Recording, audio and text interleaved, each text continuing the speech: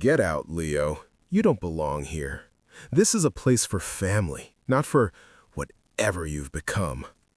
My sister Sarah's voice didn't tremble. It was cold, sharp, and loud enough for all 200 guests at my mother's funeral to hear. She stood there in her designer black veil, holding a glass of expensive champagne like it was a prop in a play.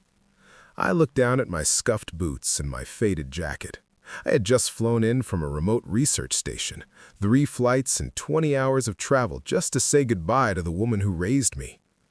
"Sarah, please," I whispered. "I just want to say goodbye." "You haven't been home in 5 years, she sneered, stepping closer so the smell of her perfume, the kind that costs more than a monthly mortgage, hit me like a wave. "You didn't help with the hospice. You didn't help with the estate. You're a ghost, Leo, and ghosts aren't welcome at the feast. Security, show him the gates." The murmurs started. My cousins, my old neighbors, they all looked away. They saw a drifter. They saw the failed brother. I didn't fight. I didn't shout. I just looked her in the eyes and said, "I hope that mansion of yours feels as cold as your heart tonight." She laughed, a cruel, melodic sound. "It's a $10 million estate, Leo. I think I'll be just fine." The Great Lie. Hi, my name is Leo Thorne. To my family, I was the son who ran away to study rocks in the middle of nowhere. To the world, I am the lead architect of Global Shield Risk Management.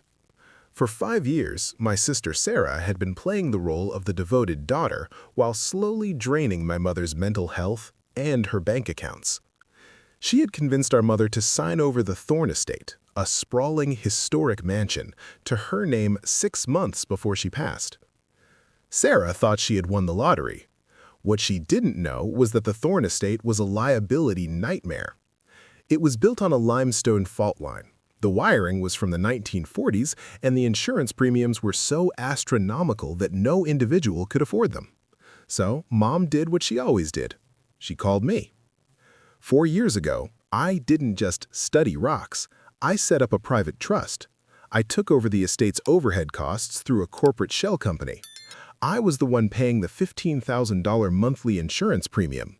I was the one who signed the maintenance contracts. I did it because Mom loved that house. But Sarah? Sarah just wanted the crown. The office in the shadows. I didn't go to a hotel. I drove to my private office, a high-security suite in the city's financial district. I sat in the dark for a long time. The image of Sarah's smirk burned into my mind. She wanted me out of the family? Fine. But she forgot that a family is built on more than just blood. It's built on support. I opened my laptop and accessed the Blackwood Trust, the entity that managed the Thorne Estate's liabilities. I looked at the active policy. Policy number AX9902, coverage for fire, flood, structural collapse, and liability.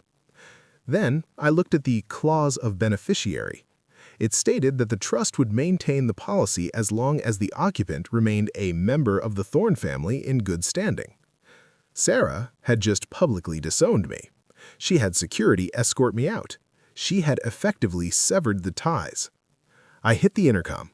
"Marcus, get me the legal lead for Blackwood. We're initiating an immediate cessation of policy AX9902. Reason?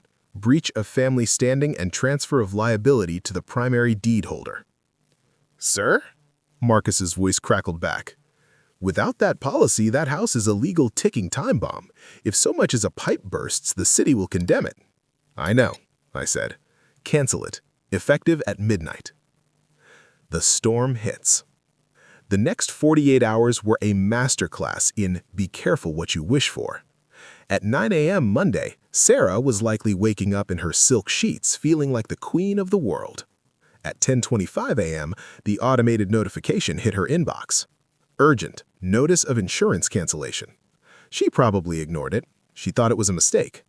But then came the secondary notifications. You see, the Thorne Estate was a historical landmark. City laws required it to have a specific level of high-risk coverage. Without it, the certificate of occupancy is automatically suspended. By Tuesday evening, the city inspectors were at her door. I watched it all through the security feed I still had access to. Sarah was on the porch screaming at two men in reflective vests. "You can't do this! I own this house!" "Ma'am, the property is currently uninsured and has multiple outstanding fire code violations that were being managed by a third-party trust. That trust has withdrawn. This building is no longer legally habitable." She tried to call our mother's old lawyer. He didn't pick up. He worked for me now. She tried to call the insurance broker. He told her the premium for a new policy, given the sudden cancellation and high-risk status, would be $400,000 up front. She didn't have $400, let alone $400,000. She had spent everything on the funeral to look rich. The fall of the Queen. Wednesday morning, I pulled up to the gates of the mansion in a black SUV. Sarah was sitting on her designer luggage in the driveway. The city had taped unsafe posters on the front doors. She looked haggard, her makeup smeared, her family friends nowhere to be found. When she saw me, she sprinted to the car. "Leo! Leo, thank God! Something happened with the house! Some glitch! You have to call Mom's people! You have to fix this!" I rolled down the window. I didn't get out. "I can't fix it, Sarah," I said calmly. "I'm just a ghost, remember, and ghosts can't sign contracts." She froze. Her eyes went wide as the realization hit her like a physical blow. "It was you? You were the one paying for all of this?" "I was the one protecting Mom. You were the one protecting your ego. You wanted the house, Sarah. You got it. All $10 million of rotting wood and faulty wiring. It's all yours." "Leo, please! I have nowhere to go! My money is tied up in the probate." "Maybe you can stay with the security guards you used to kick me out," I suggested. "I hear they have a very nice break room." Silence is the best revenge. I drove away as the tow truck arrived to take her luxury car. The one she also forgot was leased through my company. People think revenge is about fire and noise. It isn't. True revenge is simply removing the floor that you've been holding up for people who don't appreciate the strength of your back. I flew back to my research station that night. The air was cold, the silence was absolute, and for the first time in 5 years, I felt at peace. Sarah thought she was the main character in a story about wealth. She didn't realize she was just a guest in a house I built. My name is Leo Thorne, and I don't hold grudges. I just balance the books. If you've made it this far, it's because this story really caught your attention. So take advantage now. Subscribe to the channel.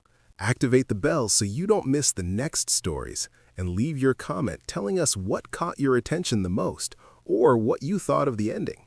Your interaction makes all the difference and helps the channel continue bringing content like this.